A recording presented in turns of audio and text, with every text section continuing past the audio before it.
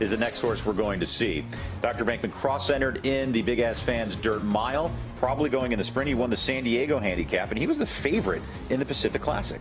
First preference to the sprint for Dr. VENKMAN on the outside here in company, and he's a big son of Go Sapper out of an arch mare. The sprint will actually be the shortest distance he has ever competed. He debuted at 6.5 furlongs and at 7 for several of his starts.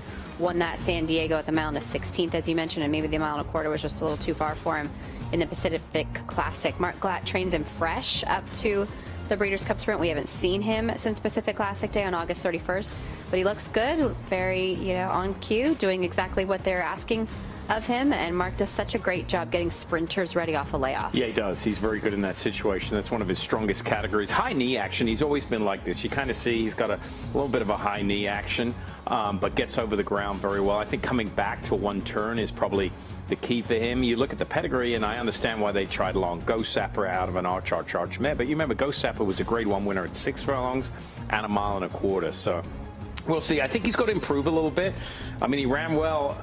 His last race as a 3-year-old, I remember that vividly, the Perryville, because he beat Post Time that day, who's in this race. So I think he needs to improve, but I think, he's cross-entered. I think this would be probably the best spot for him.